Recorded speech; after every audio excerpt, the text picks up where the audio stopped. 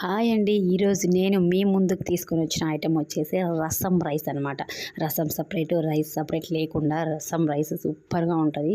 మన పని చాలా త్వరగా అయిపోతుంది. టేస్ట్ కూడా అదిరిపోతుంది అనమాట. అలానే ఉంటుంది టేస్ట్ కూడా. ఏ మాత్రం కాంప్రమైజ్ కాదు. టేస్ట్లో ఎక్సలెంట్ అంటే ఎక్సలెంట్ ఉంటుంది. వారెవ్వా తినాల్సిన వాళ్ళు. సో దానికి మనం ఏ విధంగా ప్రిపేర్ చేసుకున్నామో చూద్దాం. ఫస్ట్ వచ్చేసి నేనైతే 2 స్పూన్లు కందిపప్పు సపరేటు, పెసరపప్పు 2 స్పూన్లు సపరేట్ తీసి 2 వాటర్లో వాష్ చేసి నానబెట్టేసుకున్నాను అనమాట. ఒక హాఫ్ అన్ అవర్ నానబెట్టేసుకోవాలి. ఒక మీడియం సైజు గ్లాస్తో బియ్యం తీసుకొని బియ్యం బాగా వాష్ చేసుకొని, ఒక్క గ్లాస్ బియ్యానికి 2 గ్లాసులు వాటర్ అయితే కరెక్ట్ కొలత మనకు రైస్ రోజు ఉడికేదానికి. సో అలా కాకుండా ఇప్పుడు ఒక్క గ్లాస్ బియ్యానికి 3.5 గ్లాస్ వాటర్ తీసుకొని ముందుగా కడిగి పెట్టుకొని నానబెట్టుకున్న కందిపప్పు, పెసరపప్పు ఇవన్నీ వేసేసుకొని, ఇవి వేసుకున్న తర్వాత 3 పెద్దవి టమోటాలు, పెద్దవి బాగా మాగిన టమోటాలు అయితే 3 టమోటాలు చిన్న చిన్న ముక్కలు కట్ చేసి వేసుకోవాలన్నమాట. ఒక మీడియం సైజ్ ఉల్లిపాయ చిన్న చిన్న ముక్కలు కట్ చేసి వేసేసుకోవాలి. అది కూడా ఉల్లిపాయ ఆప్షనల్, కానీ టేస్ట్ చాలా బాగుంటుంది రసంలో వేస్తే. ఉల్లిపాయ వేసిన తర్వాత 1 టేబుల్ స్పూన్ జీలకర్ర. రసంలోకి మస్ట్ అండ్ షుడ్ అనమాట. జీలకర్ర ఎంత స్మెల్ ఉంటే, ఎంత ఫ్లేవర్ ఉంటే అంత బాగుంటుంది రసానికి. వెల్లుల్లి రెబ్బలు 5 లేక 6, కొద్దిగా కరివేపాకు. ఇవన్నీ వేసుకున్నాక హాఫ్ టేబుల్ స్పూన్ వచ్చేసి పసుపు. నేను ఇక్కడ రాళ్ళ ఉప్పు వాడుతున్నాను. రాళ్ళ ఉప్పు కాబట్టి 1 టేబుల్ స్పూన్ తీసుకున్నాను నేను. సాల్ట్ అయితే మీ టేస్ట్ని బట్టి తీసుకోండి. కొద్దిగా ఆయిల్ యాడ్ చేసినారంటే పొంగేదానికి, ఎక్కువ బయటికి పొంగకుండా ఆపేస్తుంది అనమాట. సో ఇలా విజిల్ పెట్టేసి కుక్కర్లో వేసి 3 విజిల్ లేక 4 విజిల్ అయితే పర్ఫెక్ట్ ఉడికిపోతుంది అనమాట. సో చూసారు కదా ఎలా ఉడికిపోయిందో. కరెక్ట్ కొలతలు అనమాట. సూపర్గా వస్తుంది రసం రైస్. ఇలా వచ్చినాక ఒకసారి పప్పు గుత్తో వెనుపుకోవడం కానీ, లేకపోతే గింటతో అలా వెనిపినా కూడా చాలా ఈజీగా వెనిగిపోతుంది.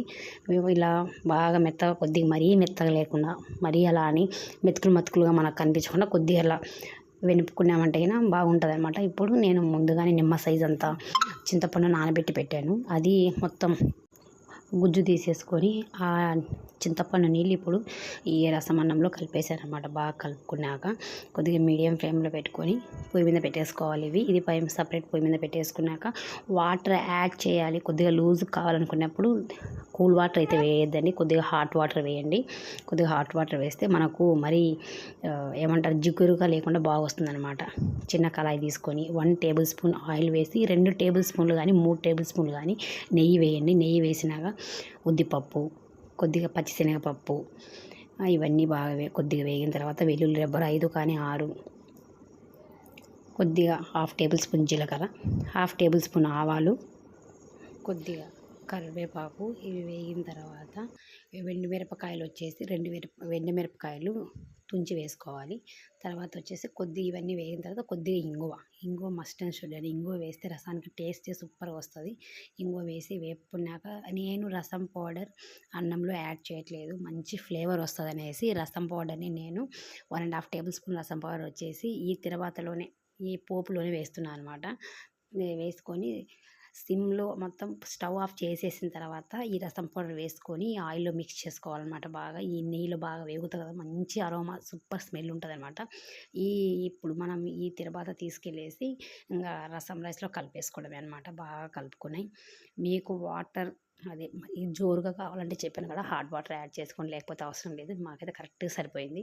టేస్ట్ కూడా చాలా అంటే చాలా సూపర్గా ఉంది అనమాట. నేను వేసిన కొలతలతో ఉప్పు, కారం అన్నీ ఎండుమిరపకాయలు పడినాయి కాబట్టి, రసం పౌడర్ ఇంకా నెయ్యిలో వేగింది కాబట్టి చాలా అంటే చాలా టేస్టీగా సూపర్గా ఉందండి. ఎవరన్నా మీ ఇంట్లో రసం రైస్ చేయాలనుకున్న వాళ్ళు, మీకు ఇంట్రెస్ట్ ఉంటే మా వీడియో నచ్చితే కన్నా ఈ రసం రైస్ చేసి మీ ఇంట్లో ఎలా వచ్చిందో నాకు కామెంట్ సెక్షన్లో కామెంట్ చేయండి. మా వీడియో చూసినందుకు మీకు నచ్చితే లైక్, షేర్, సబ్స్క్రైబ్ చేయండి. Thank you for watching. ఇలా మేము అయితే చేసేసుకొని సర్వింగ్ బౌల్ సర్వ్ చేసేసుకొని, కానీ వేడి తినాలండి. ఎట్టి పరిస్థితులు చల్లారిపోతే టేస్ట్ అలా అనిపించదు అనమాట. వేడి మీద చాలా అంటే చాలా సూపర్ టేస్ట్ అనమాట. చాలా సూపర్గా ఉంటుంది టేస్ట్. వేడి మీద తింటేనే ఈ రసం రైస్ అనేది టేస్ట్ చాలా బాగా అనిపిస్తుంది. Thank you for watching.